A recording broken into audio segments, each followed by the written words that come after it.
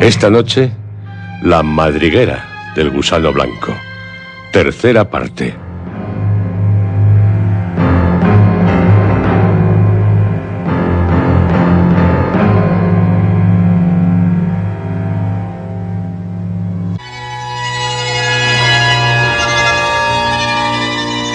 Richard Salton, en 1860, tras lograr ponerse en contacto con su sobrino nieto, Adam Salton, que vive en Australia, le invita a que se instale en su mansión, Lesser Hill, Colina Menor, en Inglaterra, en el corazón de lo que fue el reino de Mercia. Son los únicos miembros que quedan de una respetada familia.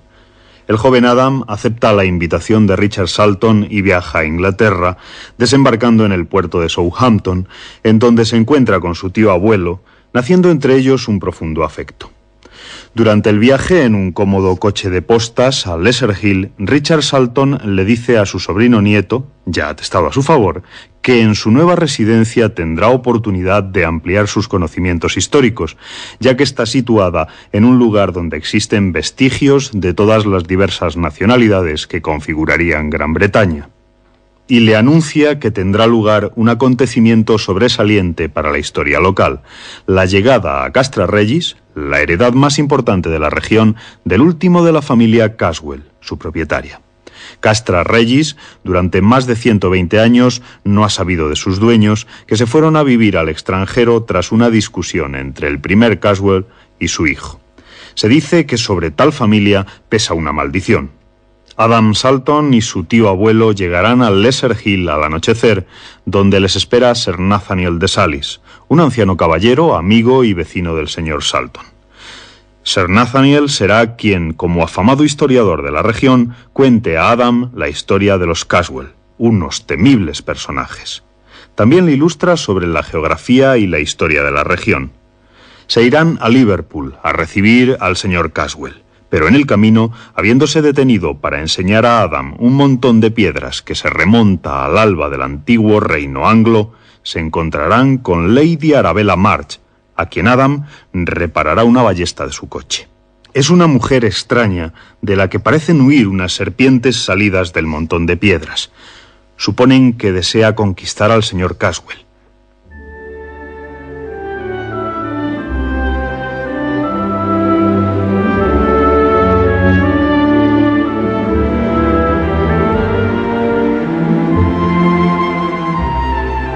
Y ya, conozcamos, yendo con Adam Salton, su tío abuelo y Sir Nathaniel de Salis, al señor Caswell. Recuerden que los Caswell son de ojos grandes, negros, penetrantes. Parecen contener una fuerza sobrenatural, un poder de sugestión, una mirada hipnótica, irresistible. Llegados al puerto de Liverpool, subieron a bordo del West African, que acababa de arrojar amarras en el muelle. Richard Salton se presentó a Edgar Caswell y a continuación hizo las presentaciones de Sir Nathaniel y de Adam. El recién llegado lo recibió afablemente, pero con entusiasmo controlado. ¿Qué siente al estar en Inglaterra, señor Caswell? Experimento, señor Salton, un gran placer. Mi familia, tantos años ausente de Castra Regis. Deseo encontrarme en el castillo. Es como si conmigo regresara toda mi familia. Adam quedó satisfecho por la cálida recepción que les hizo el señor Caswell, pero no puedo evitar la sensación de repugnancia ante su rostro. Procuraré sobreponerme. La atención general se desvió hacia Lady Arabella, que acababa de llegar. Los tres, los dos Salton y Sir Nathaniel, puesto que todos habían sentido la misma sensación frente a un rostro tan duro, cruel, egoísta y dominador como el de Caswell, se alegraron de que Lady Arabella les interrumpiera la conversación. Sir Nathaniel se dijo: Dios proteja a quien caiga bajo el poder de este hombre. Lo mismo se dijeron Adam y su tío abuelo. Pero al acercarse a Caswell, su sirviente africano, juzgaron con más tolerancia al propietario de Castra Regis. Caswell parecía un salvaje, pero un salvaje cultivado. En él hay huellas de siglos de civilización. en sus gestos, en su voz. Pese a su rostro, en él han germinado los instintos superiores del hombre. Pero el rostro de su sirviente, de Olanga, que así lo acaba de llamar el señor Caswell, es el de un salvaje que no ha cambiado. Manifiesta las temibles posibilidades de un hijo de las selvas y de los pantanos, tal vez dominado por seres infernales. Lady Arabella y Olanga habían llegado casi al mismo tiempo. La mujer mostró una indiferencia total hacia él, como si no quisiera o no pudiera otorgarle importancia alguna. Por otro lado, la actitud del sirviente justificaba aún más el altivo orgullo. Olanga ante ella no es solo un esclavo. Su actitud es la de un adorador ante una diosa. Se arrodilla ante Lady Arabella, tocando el suelo con la frente y extendiendo sus manos hacia adelante. Ahora ella se da la vuelta. El africano se levanta colocándose respetuosamente a su lado, mientras Lady Arabella habla con el señor Caswell. Curioso.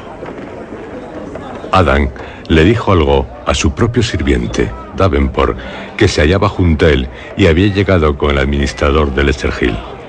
Les habían seguido en un coche tirado por un pony. Mientras conversaban, Adam señaló a uno de los oficiales del barco. Al poco rato, su sirviente y el oficial charlaban animadamente. Creo que debemos ir pensando en irnos. Cuando quiera, tío. Tengo varios asuntos que atender en Liverpool. Y además... Sí, Richard. Pienso, Sir Nathaniel, que tanto el señor Caswell como a Lady Arabella les gustará ponerse en camino hacia Castra Regis. Comprendido. Yo también quisiera hacer algo. ¿El qué, Adam? Visitar al comerciante de animales. Me han dicho que se llama Ross. Ah, sí, Ross. ¿Y por qué? Quisiera llevar conmigo a casa un pequeño animal, si a usted no le ofrece ningún inconveniente, tío. Se trata de un animalito, no causará molestia alguna. Por supuesto, hijo, que puedes comprar tal animal. Pero, ¿qué clase de animales? Una mangosta. ¿Una mangosta? ¿Y para qué quieres tener una mangosta en casa? Para matar serpientes. Ah, ya. Aquellas serpientes en el montón de piedras. Sé cuáles son tus intenciones.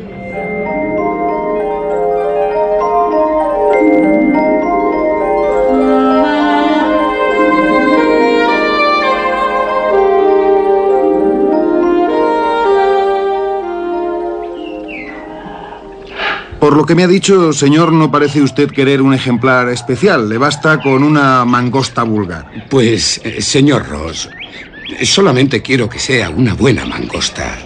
No es necesario que sea nada especial. Es para el uso común de estos animalitos. Puede elegir entre varias de las que tengo. Son corrientes. Le preguntaba si quería una especial porque me ha llegado una hace poco del Nepal.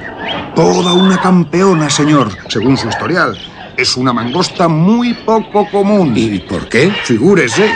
Antes de que la cazaran, mató a una cobra real que había entrado en los jardines del Rajá. No obstante, la verdad, no creo que haya serpientes de este tipo por aquí, con el clima tan frío que tenemos, así que le venderé una mangosta corriente. Le bastará, señor.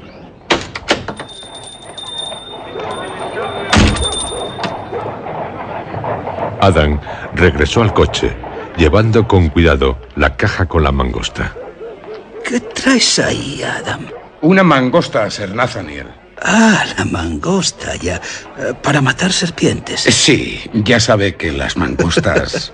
Sí, escuché la invitación que te hizo Lady Arabella para que visitaras Diana's Grove. ¿Y qué tiene que ver su invitación con mi mangosta? Oh, no, nada directamente. Bueno, que yo sepa. Pero quizá... Adam, ¿has oído por casualidad cómo se llamaba Diana's Grove hace mucho tiempo? No, señor. Se llamaba... Pero no es el momento. El asunto requiere una larga charla. Esperemos a estar solos, en calma, con el tiempo necesario. De acuerdo, señor. pero le aseguro que le recordaré el asunto.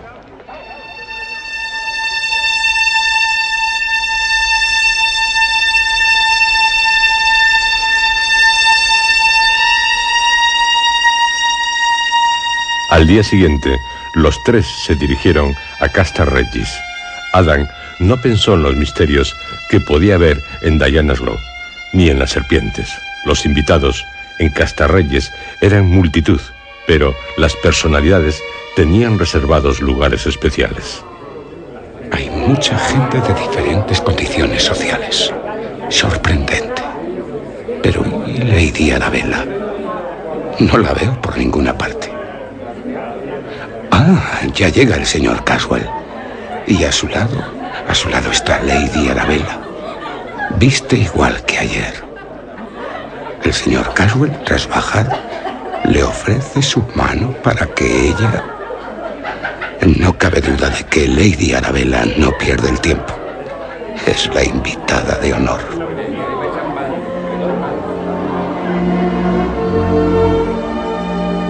No pasó mucho tiempo antes que los asientos que estaban sobre un estrado hubieran sido totalmente ocupados. Los arrendatarios y los invitados de menor categoría buscaron algún lugar privilegiado desde donde poder observarlo todo. El desarrollo de la ceremonia había sido preparado cuidadosamente por una comisión formada entre los vecinos para recibir al propietario más importante de la región. Hubo algunos discursos, por fortuna, ni demasiado aburridos ni demasiado largos. Terminada esta parte, hubo un intervalo en los actos organizados hasta el momento del festín. Caswell habla con todos sus invitados. Nos dice palabras amistosas. Nos da la bienvenida a Castra Regis. Los invitados especiales bajan del estrado saludando a los demás. Siguen el ejemplo del celebrado señor Caswell. Habla con todos, sin importar la clase a la que pertenezcan. Un noble gesto. Pero su rostro me causa una sensación inquietante.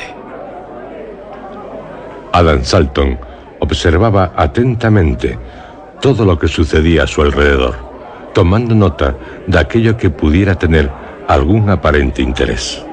Joven, varón, extranjero, llegado de muy lejos, de Australia. Por todas estas razones, su mirada se dirigía principalmente a las mujeres. Sobre todo, parecían interesarle las que por su aspecto físico eran hermosas y atractivas. Había muchas muchachas así, para las que Adam, apuesto, atractivo, también era centro de interés.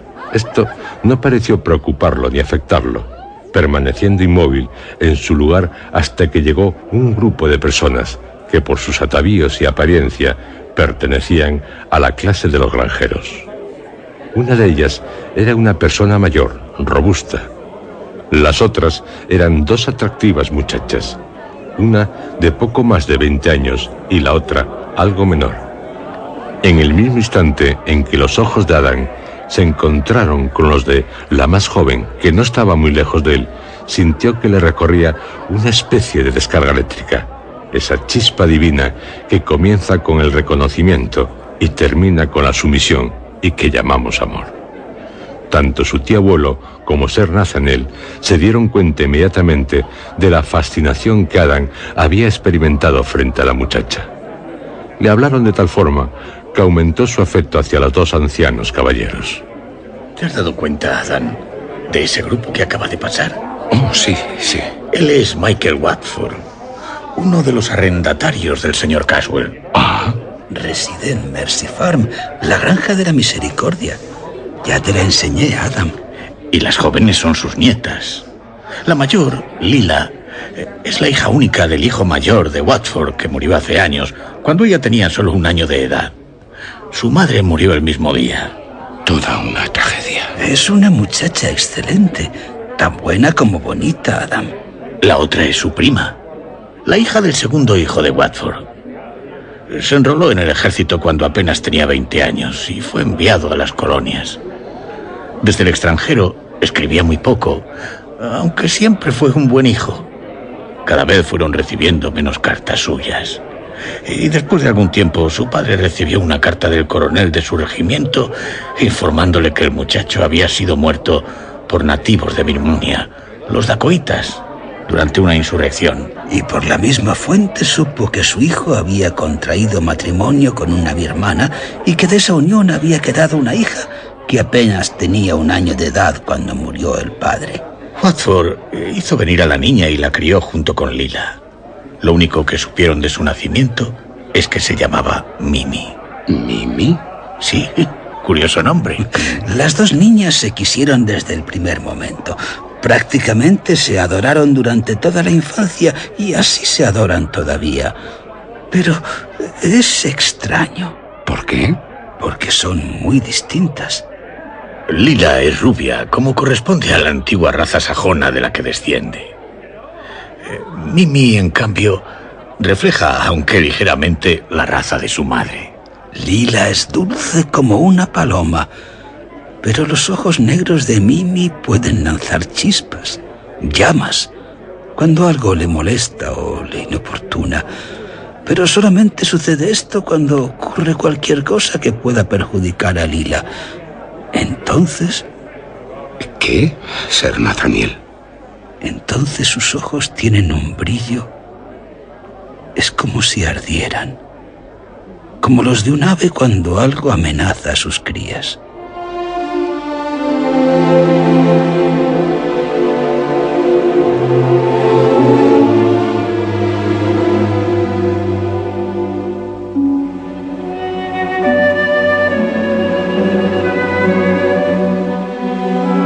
Capítulo 5.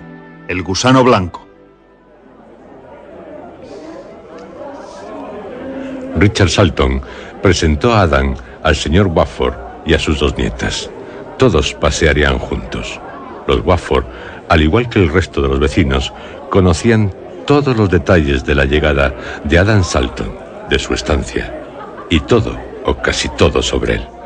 Por consiguiente, no tenía nada de extraño el que ambas jóvenes soñaran con posibilidades de futuro. En la Inglaterra rural escasean los buenos partidos. Por eso, un joven como Adam era un candidato particularmente buscado, ya que no formaba parte de ninguna clase social cerrada por fuertes barreras de casta. Desde el momento en que los participantes en la fiesta se dieron cuenta de que Adam paseaba junto a Mimi Watford y que parecía estar muy satisfecho con su compañía, todos los amigos de la muchacha se dedicaron a ayudarla a conquistar al joven.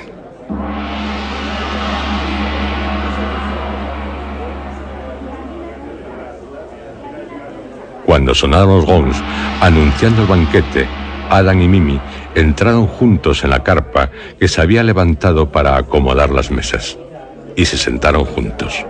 Su tío abuelo y Sir Nathaniel se dieron cuenta de que Adam no había ocupado el lugar que tenía reservado en la mesa del estrado, pero lo comprendieron y no hicieron comentario alguno, como si no se hubieran dado cuenta.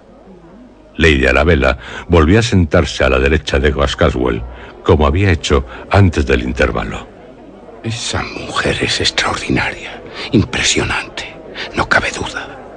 Parece poseer toda la dignidad necesaria, tanto por su rango como por sus cualidades personales, como para ser la pareja elegida por Caswell en su primera aparición en público. Nadie lo ha comentado abiertamente, o al menos nada he oído. Pero las palabras no son necesarias cuando hay tantas cosas que pueden expresarse mediante gestos y sonrisas. Y eso sí que lo he notado y lo noto. Que Lady Arabella sería la señora de Casterregis y que para la mayoría era como si ya lo fuera, era un hecho evidente. Sin embargo, algunas personas, aún reconociendo su encanto y belleza, no la colocaban sino en segundo lugar, después de Lila Watford. Las 2 mujeres poseían caracteres lo suficientemente diferentes y las bellezas lo suficientemente personales como para dar lugar a comentarios. Lady Arabella representaba la clase aristocrática, Lila, la del pueblo.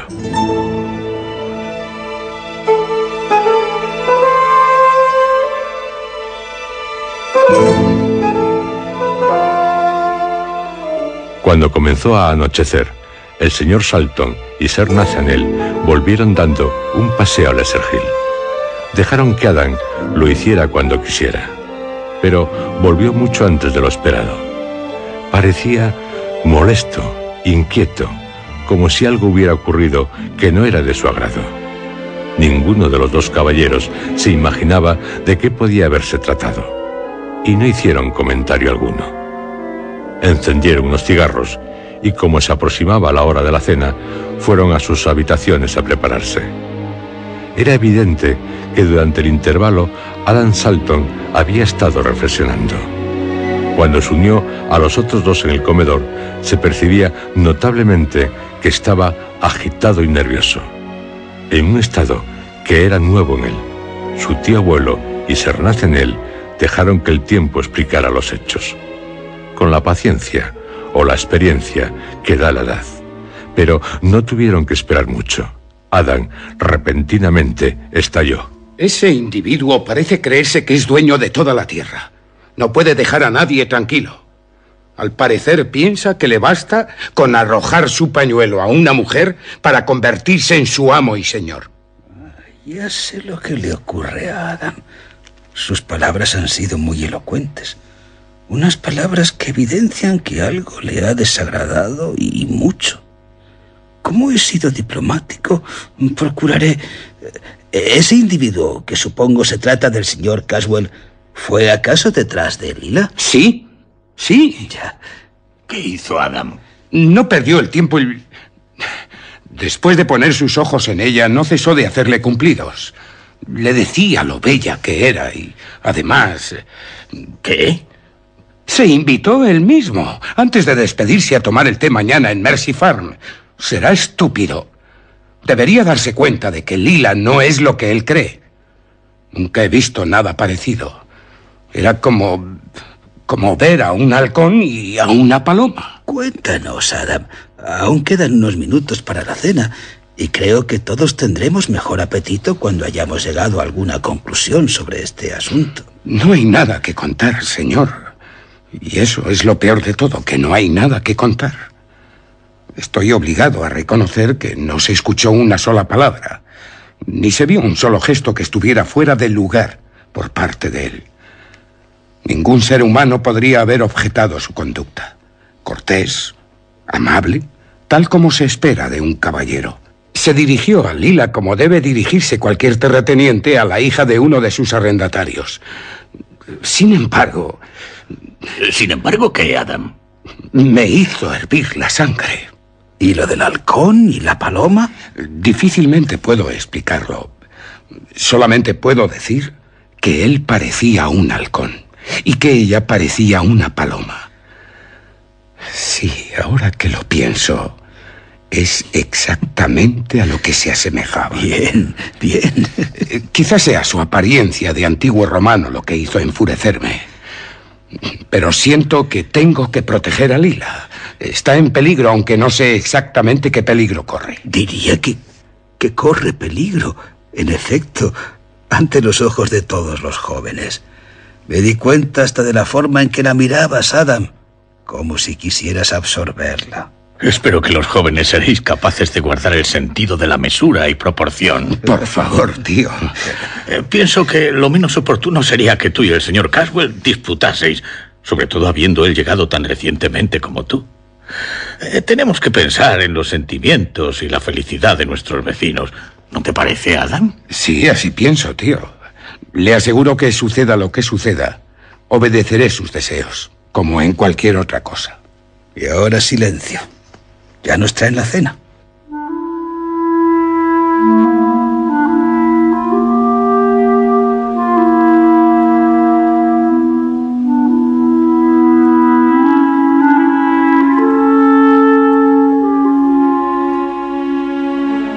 Tras la cena, mientras bebían un vino añejo y comían nueces, Sir Nathaniel volvió al tema de las leyendas locales.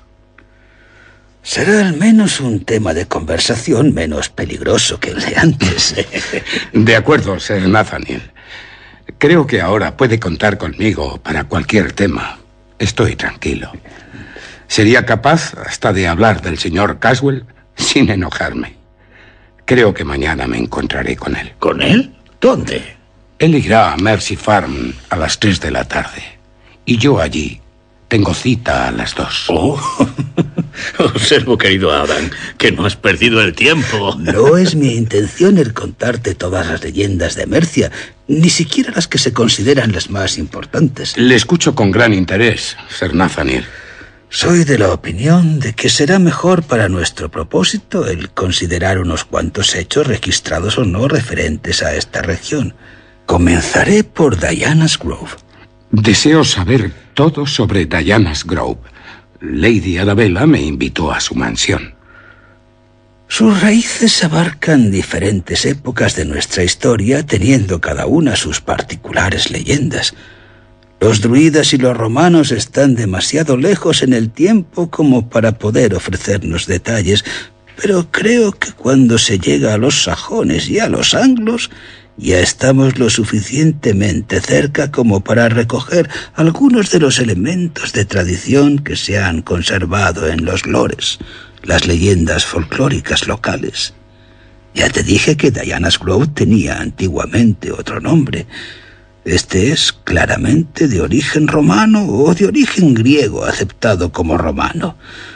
El otro, el más antiguo, es más sugerente. De novela, diría. ¿Cómo se llamaba? En la lengua del reino de Mercia, lo que hoy se llama Diana's Grove era la madriguera del gusano blanco. ¿La madriguera del gusano blanco? Sí, así la llamaban. Un nombre muy extraño. Ante todo hay que dar una explicación acerca de la palabra gusano. En los orígenes de la lengua inglesa, la palabra gusano, worm, tenía un significado muy diferente del actual. ¿Qué significado, Sir Nathaniel? Era una adaptación del término anglosajón worm, que significa dragón o serpiente. O puede ser que haya venido directamente del gótico varums, serpiente, o del islandés ormur, o del germano wurm. Por lo que deducimos de todas estas palabras que sus orígenes gusano evocaba una idea llena de poder y grandeza, a diferencia de la palabra actual, que tiene un sentido de algo pequeño. Llegados a este punto, es donde nos pueden ayudar las leyendas. No acabo de comprenderle. Atiende, Adam, y lo comprenderás. Tenemos la famosa leyenda del pozo del gusano de Lambton Castle y la del gusano yacente de Spindlestone Hoy, cerca de Bamborough. En estas dos leyendas, el gusano es un monstruo de enorme talla, muy poderoso, un verdadero dragón o serpiente que habitaba en los antiguos pantanos, un lugar ideal para el desarrollo de aquellas formas fantásticas, gigantescas. ¿Dragones? ¿Serpientes? Pero, ¿qué tiene que ver con Diana's Grove? Un vistazo a un mapa geológico de esta región nos mostrará que sea cual fuere la verdad con respecto a la existencia de esos monstruos, sus pantanos eran los únicos lugares capaces de acogerlos. Estos pantanos, Adam, son el origen de las grandes llanuras de Inglaterra. Eran lugares abundantemente regados por cursos de agua lentos y profundos, y había cavernas de una profundidad abismal, capaces de servir de refugio a los más colosales monstruos antediluvianos, sean cuales fueren su especie y dimensiones. En estos lugares que podemos ver detrás de esas ventanas, hay hoyas de más de 30 metros de profundidad. ¿30 metros? 30 metros. ¿Y quién puede decirnos cuándo finalizó la era en la que tales gigantescas criaturas crecían en el lodo? Debe de haber habido lugares y condiciones ambientales y de alimentación que cooperaron a extender más allá de lo normal la longevidad, el volumen y la fuerza de estas especies. Tales capas geológicas deben haberse hundido y es posible que a una cierta profundidad existan en la actualidad en la forma de enormes cavernas subterráneas. Algo fabuloso, Sir Nathaniel. Natural, diría yo. La verdad es que la mayoría de las personas no creen en que sea posible concebir la existencia de tales criaturas en la actualidad. pero se han encontrado huellas de animales o se ha visto a los animales mismos de un tamaño gigantesco. ¿Supervivientes de épocas prehistóricas? Sí, Adam. Preservados en sus madrigueras gracias a alguna combinación peculiar de la naturaleza. Nunca oí hablar de tal cosa. Yo tuve la oportunidad de conocer a un hombre en la India que tenía fama de ser uno de los más expertos cazadores, un gran shikari. Él me contó que la mayor tentación con que tuvo que luchar en su vida fue el impulso de matar a una serpiente enorme, tan grande como jamás había visto antes ni vería después. Fue en el curso de una cacería de tigres a los pies del Himalaya. ¿Qué ocurrió? Parece ser que mientras atravesaban lo que por allí llaman un nula, un cauce seco, su elefante se puso a barritar como si estuviera asustado. El cazador miró abajo desde su houda, la cabina que llevan encima los elefantes cuando cargan con personas, y vio que una serpiente se arrastraba entre la maleza tras chocar con las patas del paquidermo.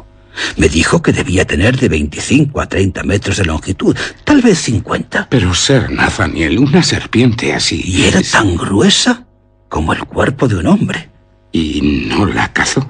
Es que cuando se caza a tigres, es una cuestión de honor el disparar sobre otros animales, a no ser que las vidas de los participantes en la cacería corran peligro. Él hubiera podido matar fácilmente al monstruo, pero sabía que no tenía derecho a hacerlo, y no volvió, pese a buscarlo, a verlo nunca más. Dijo, imagínate, Adam, a un monstruo así en cualquier parte de nuestra región. No quisiera encontrarme con él, la verdad. Sin embargo, el imaginarlo nos facilitará concebir al gusano del que nos hablan las leyendas locales. Pudo crecer y reproducirse en los grandes pantanos que se extienden en las desembocaduras de los ríos. ¿Tú qué opinas, Adam? Pues no dudo que tales monstruos hayan existido en el pasado. Usted, Sir Nathaniel, parece suponer la posibilidad de su supervivencia hasta periodos recientes. Sí, eso es. Y además sugiere que si aún existieran, un lugar como este sería ideal para ellos. Sí, eso creo.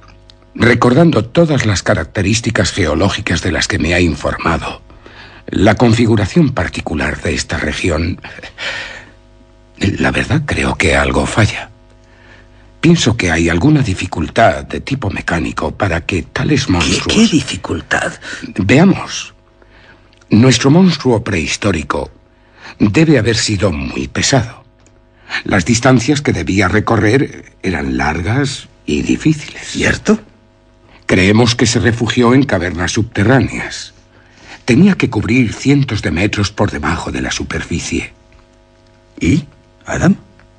¿Cómo es posible que si tales cavidades existen, nadie las haya descubierto todavía? ¿Y cómo desplazarse el monstruo por ellas, ascendiendo y descendiendo, sin ser visto por nadie? Ya tenemos las leyendas, pero ¿no hay alguna evidencia más científica? Mi querido Adam, todo lo que dices es perfectamente correcto. Si estuviésemos iniciando una investigación de carácter científico, tendría que seguirse tu razonamiento, pero... ¿Qué, Sir Nathaniel? Debes recordar que todo esto debe haber sucedido hace muchos miles de años. Carecemos de datos fidedignos. Ten presente igualmente que los lugares que he mencionado como hábitat ideal de los monstruos antediluvianos supervivientes eran pantanos y por lo tanto zonas inhabitadas por los hombres primitivos. En la vasta desolación de tales lugares, acomodándose a las condiciones necesarias, deben haberse producido una tal profusión de fenómenos inusitados que a hombres como nosotros en nuestra época nos parecen inconcebibles. La madriguera de un monstruo de tal especie, si verdaderamente alguno sobrevivió, no ha sido perturbada durante cientos o miles de años.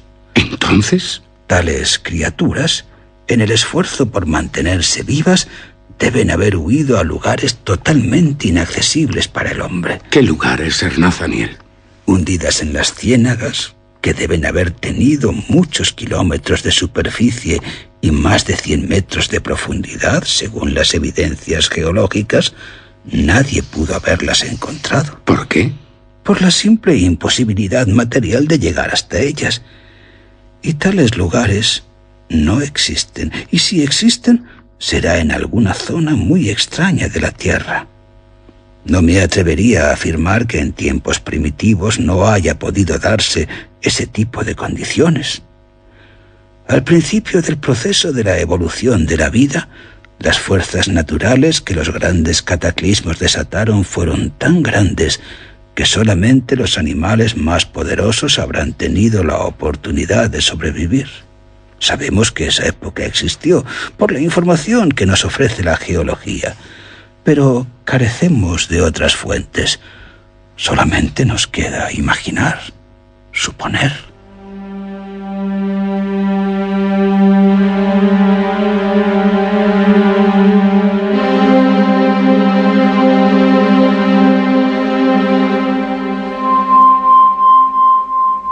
En la actualidad sí que sabemos mucho más, muchísimo más, sobre los monstruos prehistóricos. Pero en 1911, cuando Bram Stoker escribió La madriguera del gusano blanco, pocos sabían sobre ellos. Se creía, aún en el siglo XIX, que los enormes huesos que casualmente se desenterraban eran de gigantes. Gigantes, de los cuentos. Por ejemplo, en el siglo XVII, uno de tales huesos es mencionado en un libro publicado por el reverendo Robert Plot, de Oxford. En tal libro, publicado en 1676, se menciona como un gigantesco fémur humano, lo que hoy sabemos que se trata del fémur de un dinosaurio, casi con toda probabilidad el de un megalosaurus. De la existencia de dinosaurios, tampoco casi nada se supo ni a principios del siglo XVIII, pese a ser encontrados más huesos. Pero en 1822, un joven médico rural, Gideon Algernon Mantel, hizo un gran descubrimiento: los dientes de un iguanodón. Y siguieron los descubrimientos, estimulando tanto la ciencia como la imaginación, teniendo una gran importancia los actuales.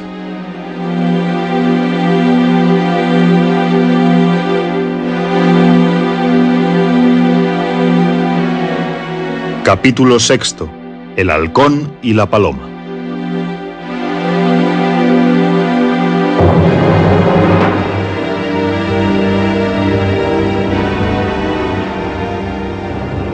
En este capítulo se hace referencia a las Islas Hébridas, también conocidas por Islas Occidentales. Se trata de un archipiélago del Atlántico a lo largo de la costa noroccidental de Escocia. Consta de 500 islas, estando habitadas solo un centenar, sumando una población de unos 100.000 habitantes.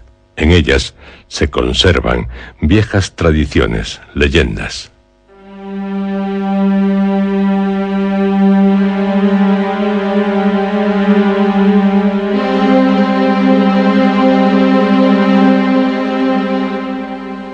A la mañana siguiente, estando ya sentados Richard Salton y Sir Nathaniel de Salis, esperando que les fuera servido el desayuno, Adam entró precipitadamente en la estancia. ¿Algo nuevo, Adam? 4. 4. ¿4 qué? Serpientes, tío. 4 serpientes. No comprendo. La mangosta. Estuve fuera con ella hasta las 3 de la madrugada. 4 serpientes en una noche. Sí. Oh, ignoraba que hubiera tantas en la cima. Espero que no sea consecuencia de nuestra charla de anoche. En parte sí. Pero, Adam, ¿no esperarías encontrar una serpiente como el gusano de Lambton? Pobre mangosta.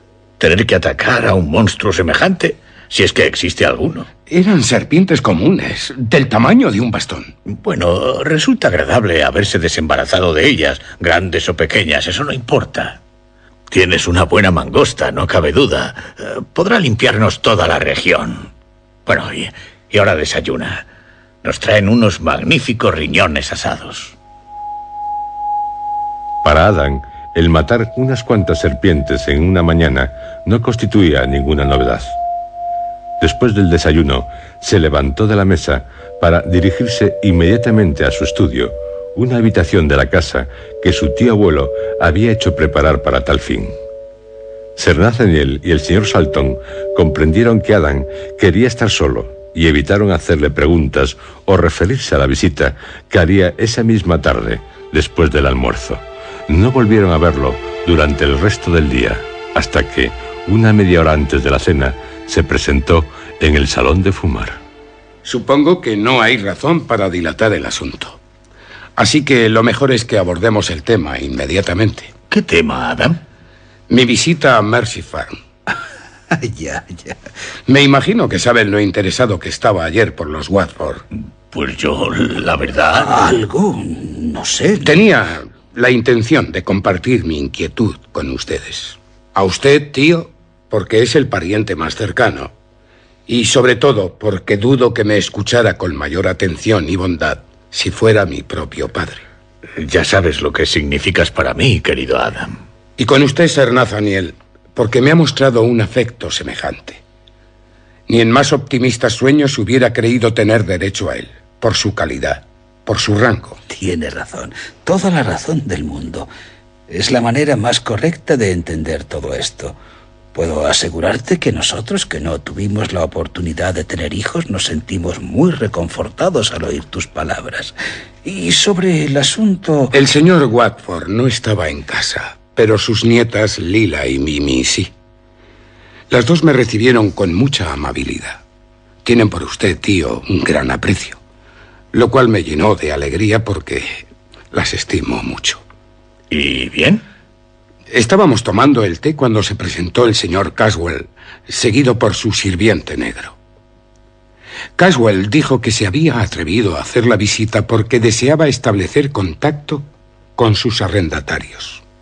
Las muchachas le dieron la bienvenida, pues son unos ángeles. Alguien será muy feliz algún día compartiendo la vida con cualquiera de ellas. Quizá tú, Adam. Pero ¿por qué esa expresión tan triste, hijo? Temo que esa felicidad no es para mí, o que no la alcanzaré sin dolor. Pero si aún no han pasado 2 días desde que... No te rindas tan pronto, Adam. Ayer, ¿qué digo? Hoy, el escucharlo, Sir Nathaniel, me hubiera llenado de esperanzas, pero en las últimas horas he sabido muchas cosas. Vamos. No soy de esa clase de hombres que abandona sin luchar. Pero después de todo, lo más sabio es reconocer la verdad de los hechos. Y cuando un hombre siente lo que yo, su corazón da un vuelco. No tiene necesidad de que le digan nada. Ayer, cuando vi a Mimi por primera vez... Tío, ¿sabe usted si en nuestra familia existe el don de la clarividencia? No, que yo sepa.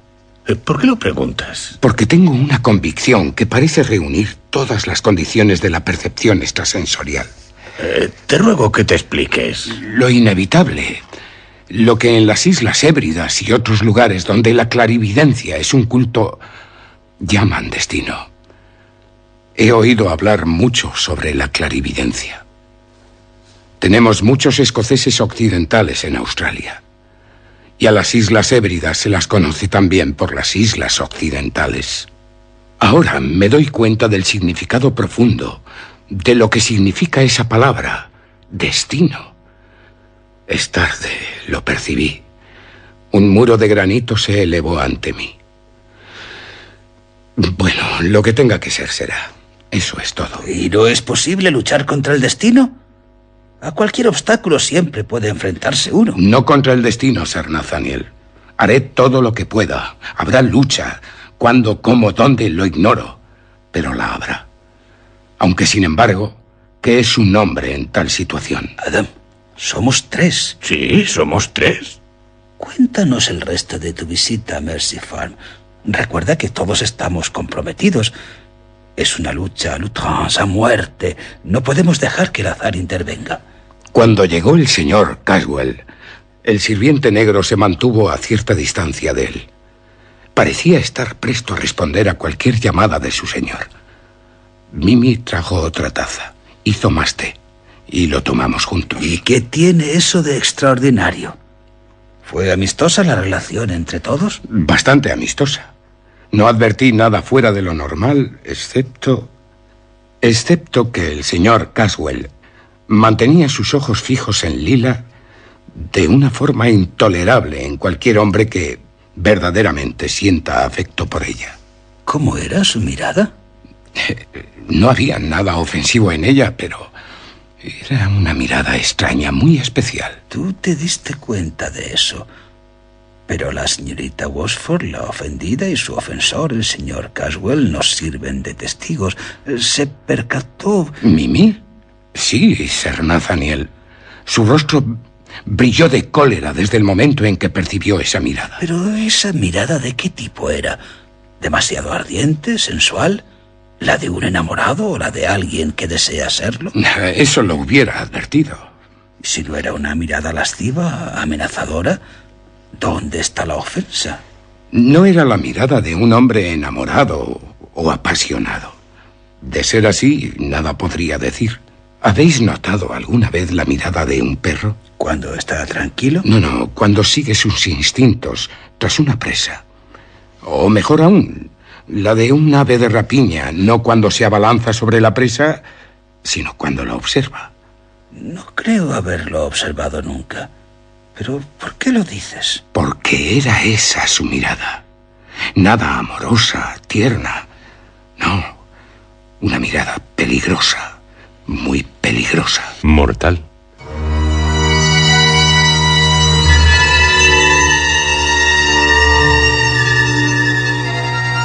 Fue así como el señor Caswell mira a Lila. Según Adam, sí. Y Mimi también reparó en tal mirada. Su rostro brilló de cólera. Ah, la mirada terrible de Caswell. La mirada espantosa de todos los Caswell. ¿Qué ocurrirá? ¿Qué acontecerá en las tierras del antiguo reino de Mercia tras saber algo más del gusano blanco? Les aseguro que algo horrible. No se lo pierdan, para seguir pasándoselo de miedo con miedo.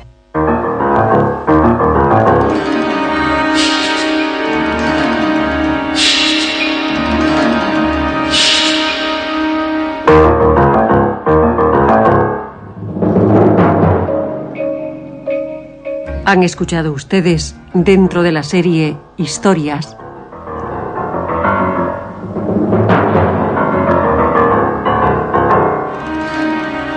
La madriguera del gusano blanco, tercera parte.